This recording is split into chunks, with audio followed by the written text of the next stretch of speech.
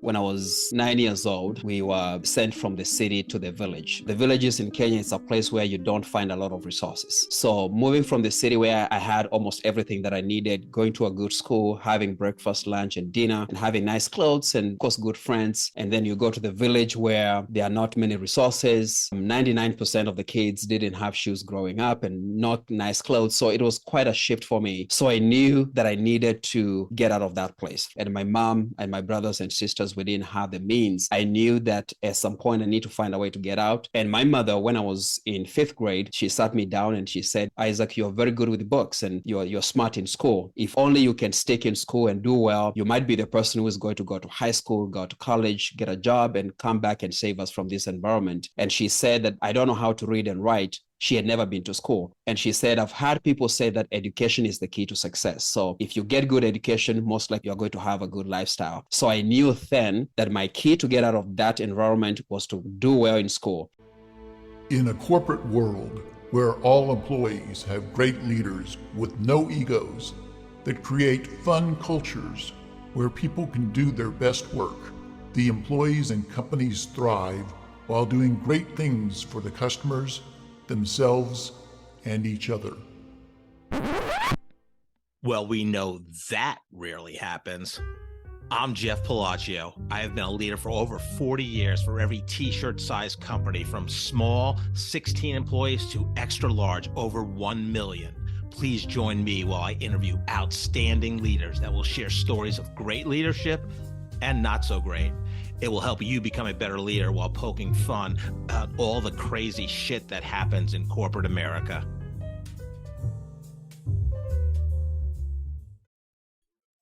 Hi, I'm Joe Deshawn, and welcome to the Corporate Couch with Jeff Palacio. Today, Jeff is interviewing Isaac Wambua.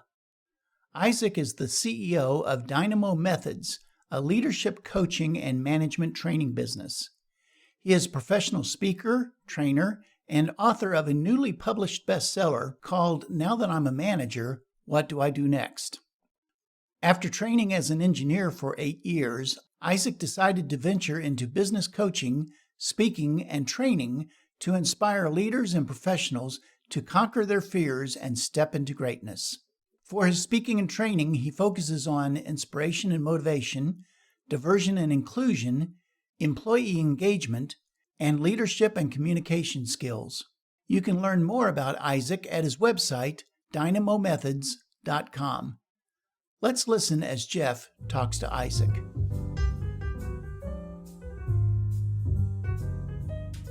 Isaac, welcome to the Corporate Couch. Thank you. Thank you, Jeff, to have me. Yeah, a pleasure. This is a record-setting episode because I'm almost 100% certain you're my first internationally born guest. So congratulations on that great honor. I'm sure Forbes, Inc., Wall Street Journal, some other publications are going to probably reach out to you since you reached this milestone. Yeah, thank you. I appreciate that. It makes me feel special that I'm the first internationally born guest of your show. Yeah, and it's been great. You know, we both admire Randy Powell, and I've met so many of my guests through Randy's podcast. So I have him to thank for that, and hopefully I can do that personally at some point soon. Yeah, he is amazing, really. And he brings in very good guests to his show. Oh, yeah, phenomenal. So I like to start out with a kind of a fun question to every guest. We've been in this pandemic, COVID, almost 3 years now coming up. It's we're recording this on March 2nd, 2023. What has been the craziest attire or lack of attire you've seen on a Zoom call? Wow. It's not necessarily the attire, but the, so to say, lack of preparation for the Zoom calls, basically virtual meetings, where just like any other meeting, if you decide to do a one-on-one, you think about the venue and the drive time and, how to get there. If it's lunchtime, most likely it's going to be busy. But what I've seen with virtual meetings is that a lot of people don't really prepare for that. So you find they're either, Zoom is about to update, that's the software, or their microphone is not working. There's a lot of noise in the background. And for someone who is busy like you and me, you find if you only have 15, 20 minutes, then about 5 minutes of your time is gone, and then you don't get to accomplish much. So that has been my biggest concern. And attire-wise, I've not had a lot of people show up inappropriately dressed. And I guess it's because they know I'm in the business circle, and most of the conversations are usually professional conversations. So I haven't had anything that concerning when it comes to attires. Yes, all good. And I know I actually did wear a nice shirt today because I know you're a sharp dressed man. And you have a beautiful blue shirt there. That's very Appreciate that. yeah. So show's called The Corporate Couch, and we all have our formative years growing up, and it guides our career and our life.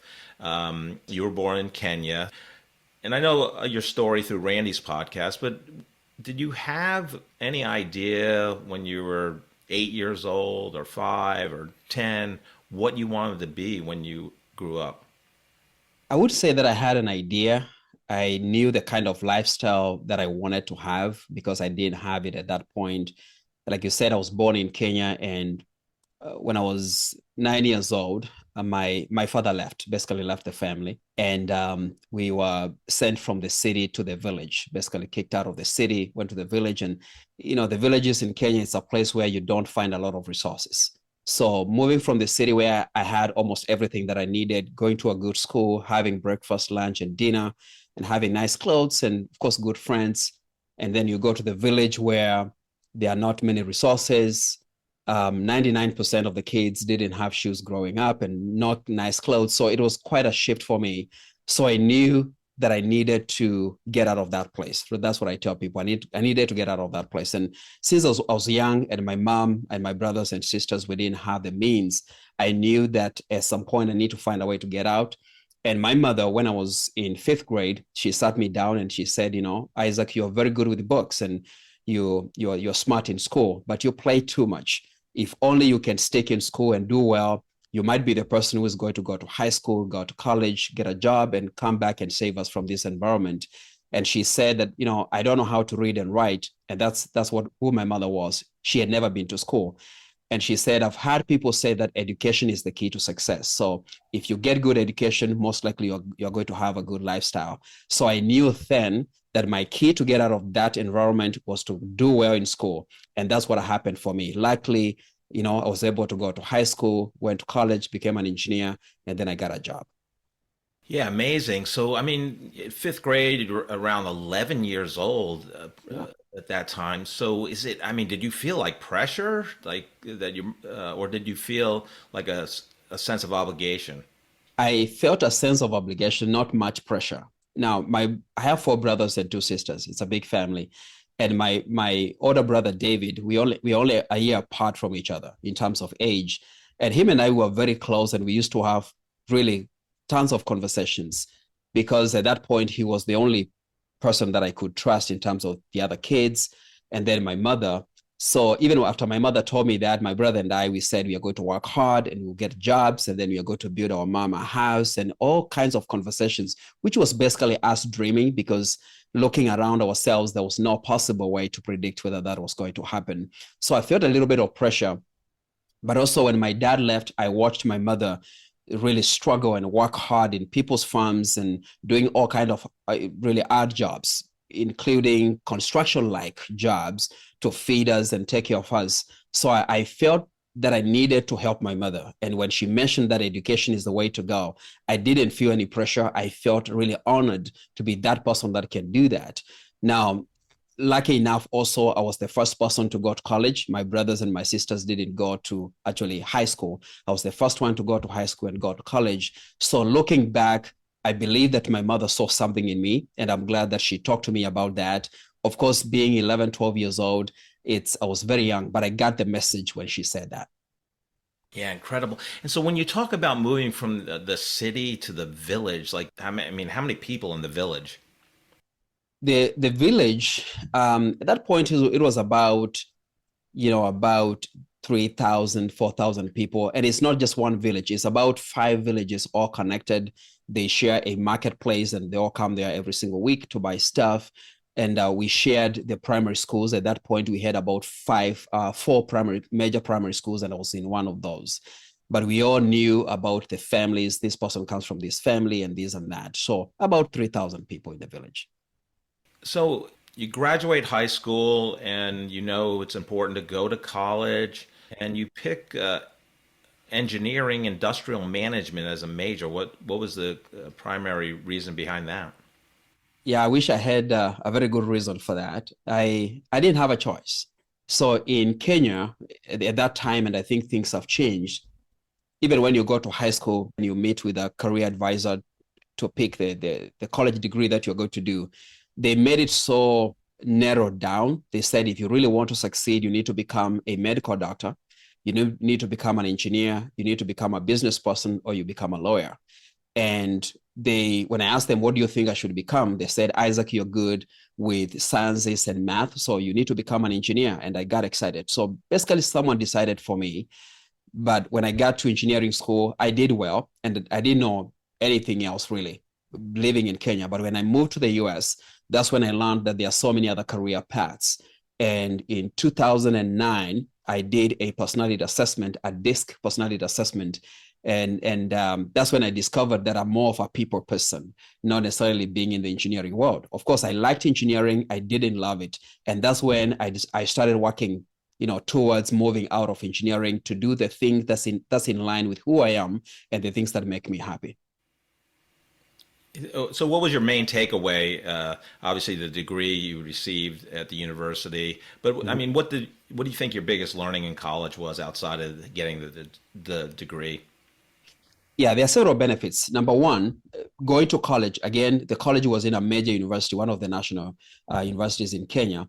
I got a chance to interact with people from different tribes, different backgrounds, people that came from rich families. We also had professors from outside Kenya. We had some people from Australia, from Asia, specifically India and Malaysia.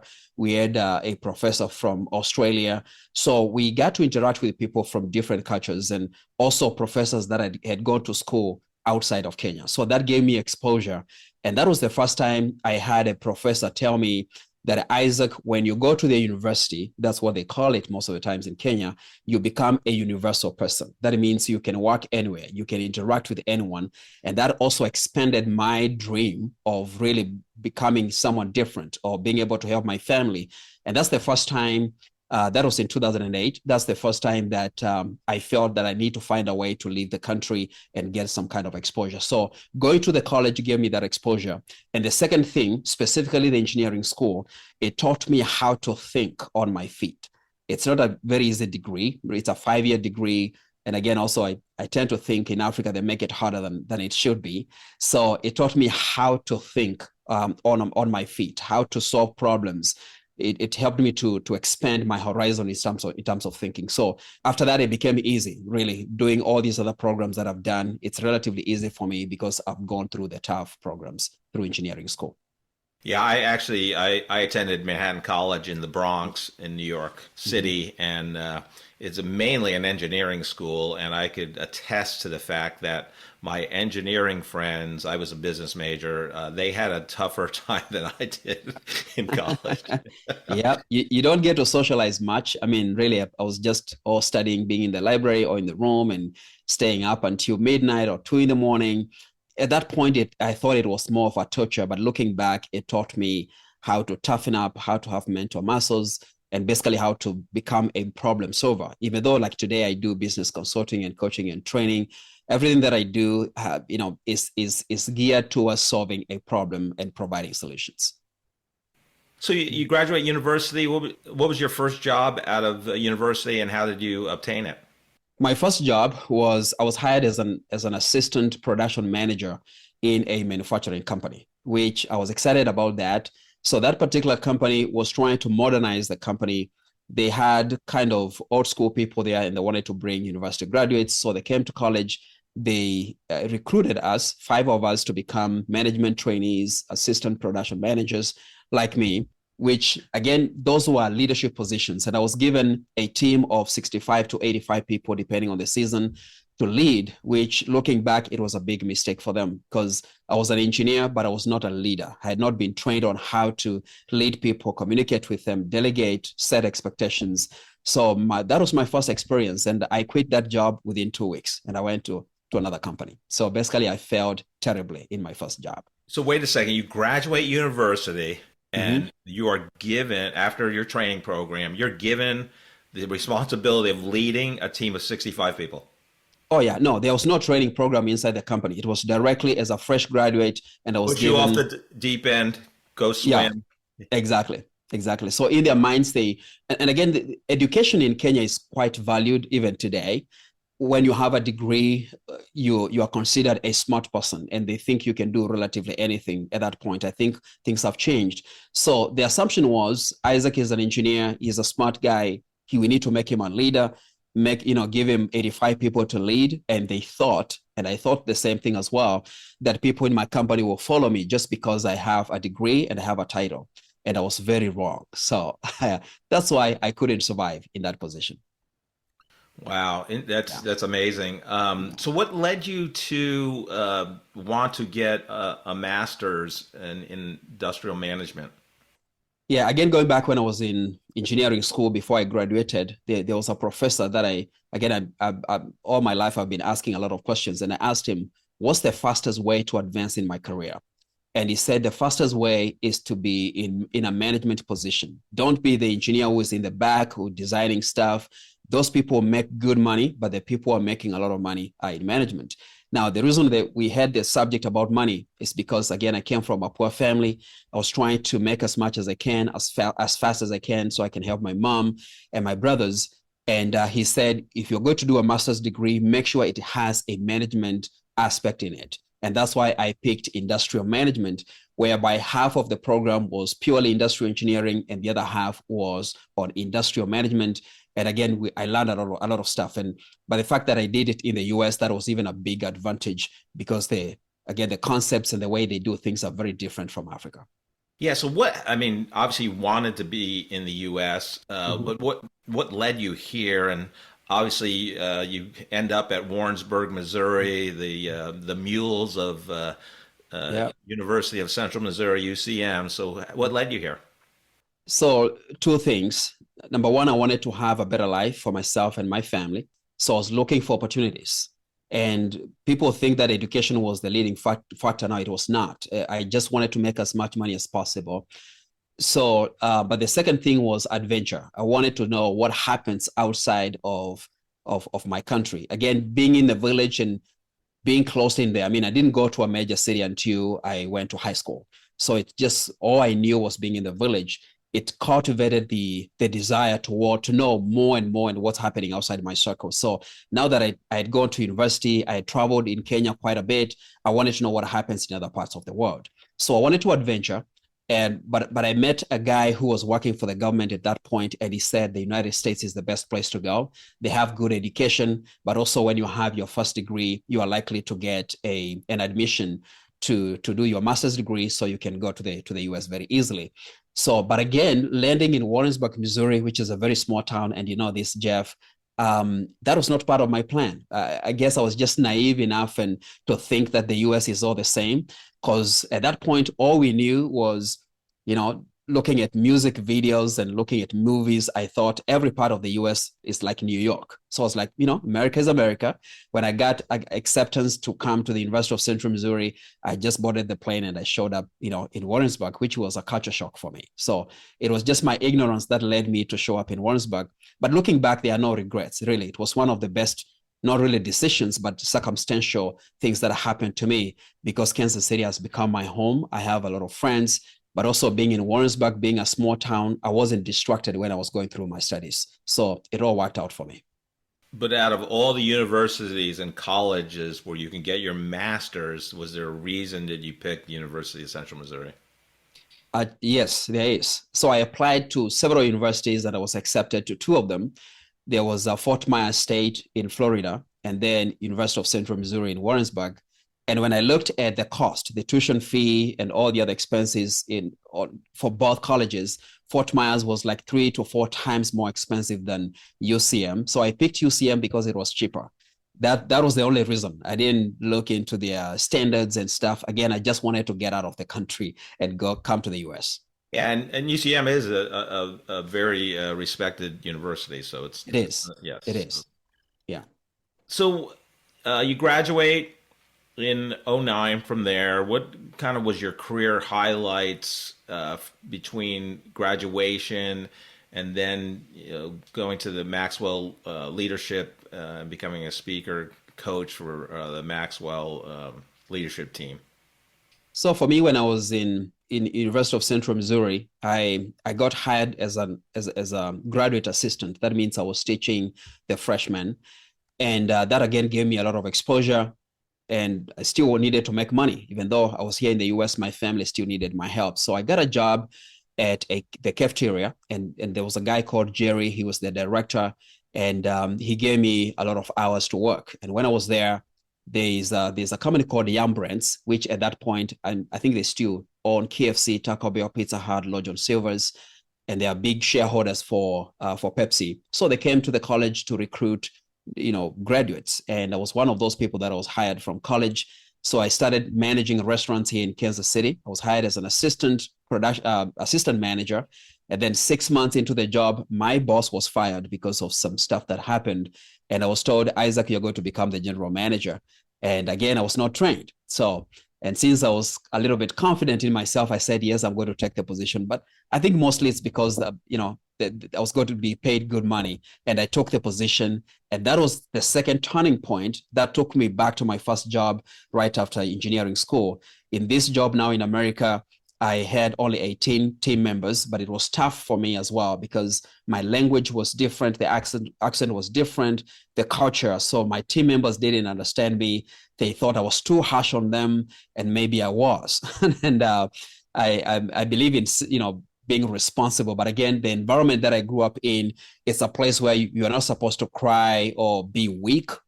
That's what they said. So you don't say a lot of please, I'm sorry, I was wrong. That language never existed in my life. So I struggled with my new team. And actually, literally within six weeks, I lost 7 of them. And now you can imagine what happened. So I had to work 90 hours a week until my boss, who was the district manager, came and kind of saved my life, coached me, taught me how to lead people, how to resolve conflicts, how to communicate. And of course, I left there, worked for Chick-fil-A. Then I went to sales, went to engineering school. And fast forward, I decided to become a consultant. And the reason is because most of the companies, including in the food industry and also in engineering world, I found that they were struggling with productivity, efficiency, making money, of course. And most of the companies, I believe all of them, I was getting paid a base salary plus commission and bonuses based on our performance. So that means if we didn't do well, my bonus was very low, and that really affected my paycheck. So I got curious on what are some of the things that we can do to improve efficiency, productivity, make money, attract and retain our people. And I came up with a very good plan that I worked on for about 3 months. And I took it to my boss at that point in one of the companies.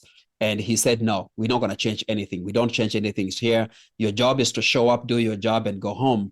And so I quit that company, went to another one, and I faced the same problem. They were having issues. I presented to my boss. He said, no, I quit, went to another one. And at some point, I was like, I think something is wrong with me. Because again, at that point, and even today, people used to preach that you need to keep a job for at least 3 to 5 years so you can show a track record that you can be counted upon. But I felt that I needed to make a change. So the last company that I worked with, before I took the job, I told them what I wanted to do. I told them that I have a small program that I created. I want to see if we can experiment with it. It helps with productivity, efficiency, making money, retaining employees. And I told them I'm also very self-responsible. I don't want to be managed or micromanaged by anyone. And, strange enough, they said, yes, you're going to have the job. And that's the company that gave me the platform to experiment with different things. But in addition to that, I also helped some people from my church and my social circles, people that were working for major companies like Kansas City Hospital, that were working with in the retirement homes, having their own companies. So I coached them for free to experiment with this little process, and they were getting good results. And that's when I knew there's something here. So in 2015, I decided to get certified to become a speaker, a coach, and a trainer. I ran my company, part-time for 2 years. And in 2016, I went full-time and I never looked back. So it was kind of a succession of different things that I did. Most of them were experimental, but it's from the small successes that I experienced that I felt confident that I can step into this world and potentially be able to make a difference in people's lives. Yeah, phenomenal. So do you still keep in touch with your mentor, manager at that job?